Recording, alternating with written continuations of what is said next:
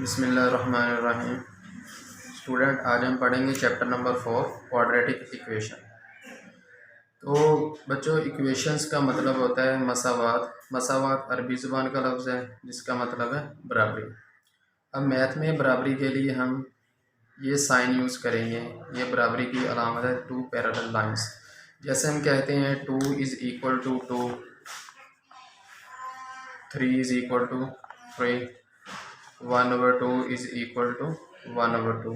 Means कोई भी दो चीज़ें जो बराबर आ जाएंगी उसके सेंटर में अलामत लिखेंगे, इसका मतलब होगा दोनों साइड्स आपस में इक्वल हैं। तो क्वाड्रेटिक इक्वेशन की डेफिनेशन है सबसे पहले, an equation in which the variable contain maximum power 2 is called quadratic equation.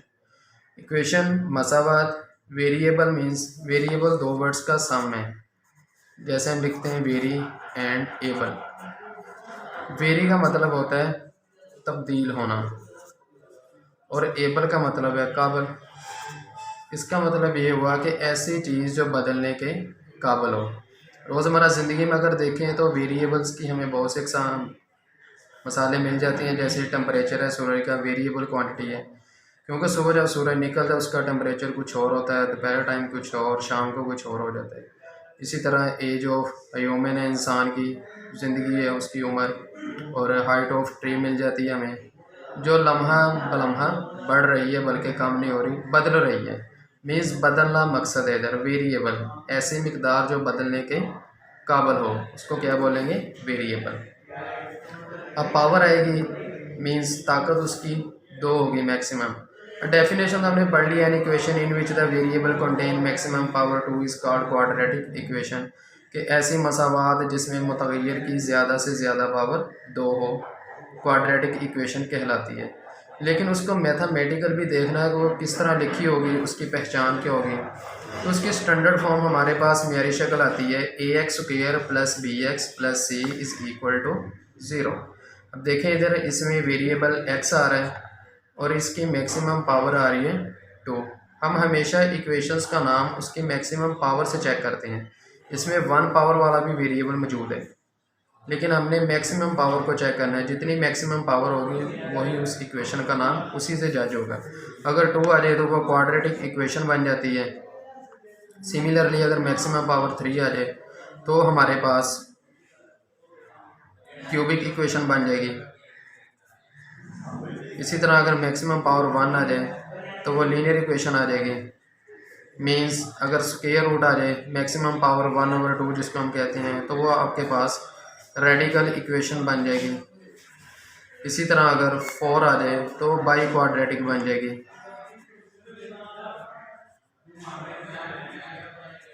इसके अलावा जितने भी पावर्स आ जाए वो हमारे पास होगी irreducible quadratic equation. Irreducible quadratic equation mean हम उसको क्वाड्रेटिक इक्वेशन में पहले चेंज करेंगे, बाद में उसको सॉल्व करेंगे। अब ये जो साथ कंडीशन लगी हुई है कि ABC belong to R and A is not equal to 0, इसको समझना है कि ये क्या कंडीशन है कि ये जो ax² bx प्लस c में a, b और c आ रही है, बिलोंग करेंगे R को। R से मुराद है रियल नंबर्स, हकीकी अदाद। हकीकी अदाद हमारे पास कौन से होते हैं? बाज़ बच्चों से पूछ लिया जाए तो कहते हैं कि 1 से 2, 3, 0 से शुरू होते हैं। तो बेटा ये हकीकी अदाद की डेफिनेशन बिल्कुल आप गलत बताते हैं। रियल नंबर्स की डेफिनेशन जो होती है वो होती है Q union Q dash, rational and irrational का यूनियन। मीन उसमें पॉजिटिव नंबर भी होंगे, नेगेटिव भी होंगे, जज़र वाले भी आएंगे, पॉइंट्स वाले भी आएंगे, माइनस में, फ्रैक्शंस में, सारे नंबर उसमें आ जाएंगे।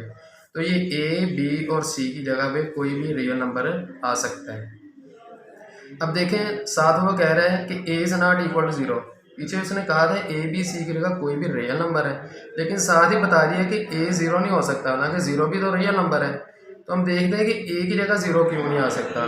साथ उसने ये भी नहीं कहा कि B और C 0 नहीं आ सकते। मीन्स B और C 0 आ सकते हैं, लेकिन A 0 नहीं आएगा। इसकी रीज़न चेक करते हैं हम क्या होगी। देखें, अगर क्वाड्रेटिक इक्वेशन में हम A की जगह पे लिखते हैं 0, तो ये आ जाएगा 0 into x² plus bx plus c is equal to 0।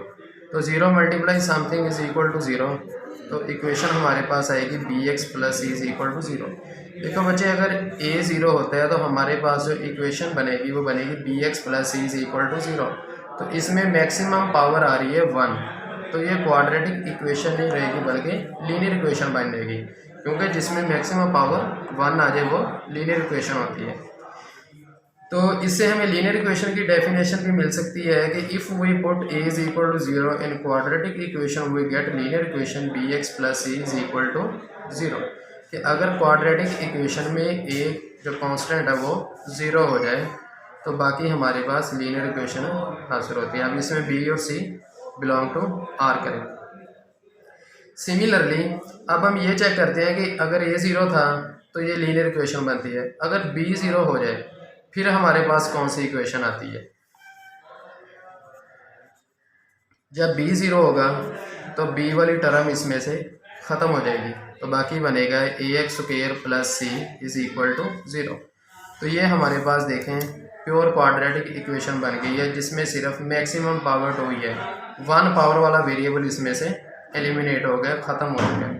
तो इससे हमें प्योर क्वाड्रेटिक इक्वेशन की डेफिनेशन मिलेगी, if b is equal to 0 in quadratic equation we get pure quadratic equation means खालस दो दर्जी मसावात, जिसकी स्टैंडर्ड फॉर्म ये होगी ax square plus c is equal to 0। और अगर c 0 हो जाता है तो उससे कोई इशू नहीं है। देखें ax square plus bx is equal to 0 बचेगा, तो ये हमारे पास क्वाड्रेटिक इक्वेशन ही रहेगी। अब हमने इधर एक चीज़ देखी है कि क्वाड्रेटिक इक्वेशन में अगर a 0 था तो लीनियर इक्वेशन आती है, अगर b 0 होता है तो प्योर क्वाड्रेटिक इक्वेशन आती है। तो इसका मतलब ये होगा कि quadratic equation is the sum of two equations, linear equation and pure quadratic equation. कि अगर लीनियर इक्वेशन और प्योर क्वाड्रेटिक इक्वेशंस को इकट्ठा किया जाए तो हमारे पास क्वाड्रेटिक इक्वेशन बनेगी। तो ये था बच्चों क्वाड्रेटिक इक्वेशन का इंट्रोडक्शन। अल्लाह हाफिज़।